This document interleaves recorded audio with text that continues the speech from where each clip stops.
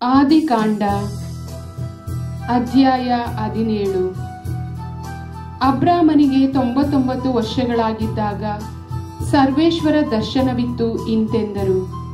ನಾನು ಸರ್ವಶಕ್ತ ಸರ್ವೇಶ್ವರ, ನೀನು ನನ್ನ ಸಮ್ಮುಖದಲ್ಲಿದ್ದು ನಿರ್ದೋಷಿಯಾಗಿ ನಡೆದುಕೊಳ್ಳಬೇಕು.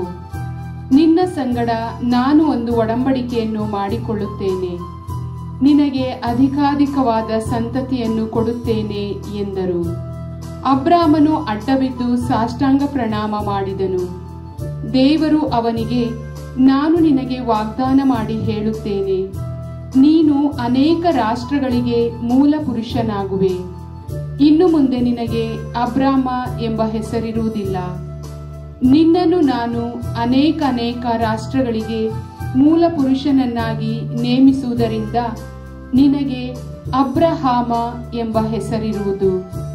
ನಿನ್ನನ್ನು ಅತ್ಯಂತ ಫಲದಾಯಕ ಪುರುಷನನ್ನಾಗಿ ಮಾಡುತ್ತೇನೆ. ನಿನ್ನಿಂದ ರಾಷ್ಟ್ರಗಳು ರಾಜರುಗಳು ಉತ್ಪತ್ತಿಯಾಗುವರು. ನಿನಗೂ ನಿನ್ನ ಸಂತತಿಗೂ ನಾನು ದೇವರಾಗಿರುತ್ತೇನೆ. ಈ ನನ್ನ ಒಡಂಬಡಿಕೆಯನ್ನು ನಿನಗೋಸ್ಕರವೂ ನಿನ್ನ ಸಂತತಿಗೋಸ್ಕರವೂ ತಲತಲಾಂತರದವರೆಗೂ ಚಿರ ಒಡಂಬಡಿಕೆಯನ್ನಾಗಿ ಸ್ಥಿರಪಡಿಸುತ್ತೇನೆ. ನೀನು ಪ್ರವಾಸವಾಗಿರುವ ಈ ಕಾನಾನ್ ನಾಡೆಲ್ಲವನ್ನು ನಿನಗೂ ನಿನ್ನ ಸಂತಾನಕ್ಕೂ ಶಾಶ್ವತವಾದ ಸೊತ್ತಾಗಿ ಕೊಡುತ್ತೇನೆ. ನಾನು ನಿಮ್ಮ ಕುಲ ದೇವರಾಗಿರುತ್ತೇನೆ. ಇದಲ್ಲದೆ ದೇವರು ಅಬ್ರಹಾಮನಿಗೆ ಹೀಗೆಂದು ಹೇಳಿದರು, ನೀನು ಕೂಡ ನನ್ನ ಒಡಂಬಡಿಕೆಯನ್ನು ಕೈಗೊಂಡು ನಡೆಯಬೇಕು. ನೀನು ಮಾತ್ರವಲ್ಲ, ನಿನ್ನ ಸಂತತಿಯವರು ತಲತಲಾಂತರಕ್ಕೂ ಅದನ್ನು ಕೈಗೊಂಡು ನಡೆಯಬೇಕು. ನೀನು ನಿನ್ನ ಸಂತತಿಯವರು ಕೈಗೊಳ್ಳಬೇಕಾದ ನನ್ನ ಒಡಂಬಡಿಕೆ ಇದು. ನಿಮ್ಮಲ್ಲಿ ಪ್ರತಿಯೊಬ್ಬ ಗಂಡಸಿಗೂ ಸುನ್ನತಿಯಾಗಬೇಕು. ನೀವು ನಿಮ್ಮ ಜನನಾಂಗದ ಮುಂದೊಗಲನ್ನು ಸುನ್ನತಿ ಮಾಡಿಸಿಕೊಳ್ಳಬೇಕು. ಅದೇ ನಿಮಗೂ ನನಗೂ ಆದ ಒಡಂಬಡಿಕೆಯ ಗುರುತು.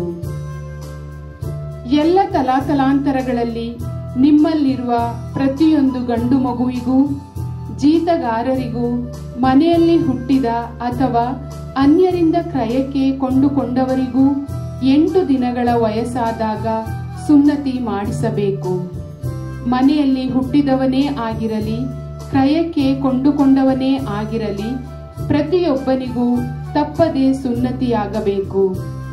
ನಾನು ಮಾಡುವ ಒಡಂಬಡಿಕೆಯ ಗುರುತು ಹೀಗೆ ನಿಮ್ಮ ದೇಹದಲ್ಲಿ ಇದ್ದು ಶಾಶ್ವತವಾದ ಒಡಂಬಡಿಕೆಯನ್ನು ಸೂಚಿಸುವುದು.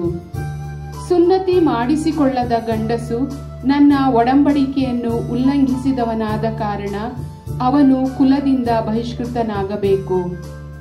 ದೇವರು ಅಬ್ರಹಾಮನಿಗೆ ಇನ್ನೂ ಹೇಳಿದ್ದು ಏನೆಂದರೆ, ನೀನು ಇನ್ನು ಮುಂದೆ ನಿನ್ನ ಹೆಂಡತಿಯನ್ನು ಸರಾಯಳು ಎಂದು ಕರೆಯದೆ ಸಾರಳು ಎಂದು ಕರೆಯಬೇಕು.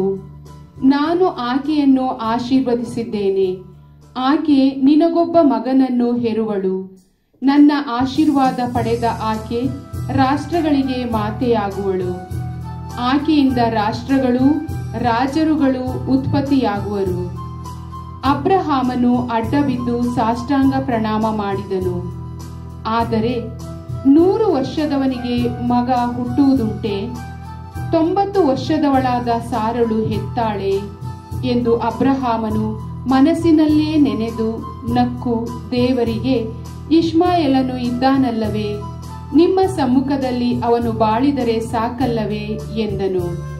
ಅದಕ್ಕೆ ದೇವರು, ಇಲ್ಲ, ನಿನ್ನ ಹೆಂಡತಿ ಸಾರಾಳೆ ನಿನಗೊಂದು ಮಗನನ್ನು ಹೆರುವಳು. ಅವನಿಗೆ ಈಸಾಕನೆಂದು ಹೆಸರಿಡಬೇಕು. ನನ್ನ ಒಡಂಬಡಿಕೆಯನ್ನು ಅವನೊಂದಿಗೂ ಅವನ ಸಂತತಿಯೊಂದಿಗೂ ಚಿರವಾದ ಒಡಂಬಡಿಕೆಯಾಗಿ ಸ್ಥಿರಗೊಳಿಸುತ್ತೇನೆ. ಇಷ್ಮಾಯೇಲನ ವಿಷಯದಲ್ಲಿ ನೀನು ಮಾಡಿದ ಬಿನ್ನಹವನ್ನು ಕೇಳಿದ್ದೇನೆ. ಅವನನ್ನು ಆಶೀರ್ವದಿಸಿದ್ದೇನೆ. ಅವನನ್ನು ಅಭಿವೃದ್ಧಿ ಮಾಡಿ ಅವನಿಗೆ ಅತ್ಯಧಿಕವಾದ ಸಂತತಿಯನ್ನು ಕೊಡುತ್ತೇನೆ. ಅವನು 12 ಮಂದಿ ಅಧಿಪತಿಗಳಿಗೆ ಮೂಲಪಿತನಾಗುವನು. ಅವನ ಸಂತತಿಯನ್ನು ದೊಡ್ಡ ರಾಷ್ಟ್ರವನ್ನಾಗಿ ಮಾಡುತ್ತೇನೆ. ಆದರೆ ಆ ನನ್ನ ಒಡಂಬಡಿಕೆಯನ್ನು ಈಸಾಕನಲ್ಲಿಯೇ ಊರ್ಜಿತಗೊಳಿಸುತ್ತೇನೆ. ಬರುವ ವರ್ಷ ಇದೇ ಕಾಲದಲ್ಲಿ ಸಾರಳು ಅವನನ್ನು ಹೆರುವಳು ಎಂದರು.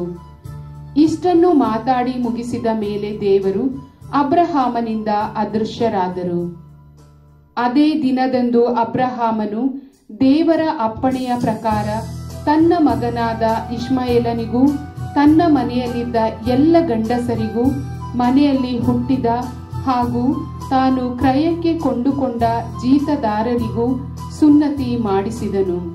ಅಬ್ರಹಾಮನಿಗೆ ಸುನ್ನತಿ ಆದಾಗ ಅವನಿಗೆ 99 ವರ್ಷವಾಗಿತ್ತು. ಇಷ್ಮಾಯೇಲನಿಗೆ ಸುನ್ನತಿಯಾದಾಗ ಅವನಿಗೆ 13 ವರ್ಷ ವಯಸ್ಸು. ಅಬ್ರಹಾಮನಿಗೂ ಅವನ ಮಗ ಇಷ್ಮಾಯೇಲನಿಗೂ ಒಂದೇ ದಿನದಲ್ಲಿ ಸುನ್ನತಿ ಆಯಿತು.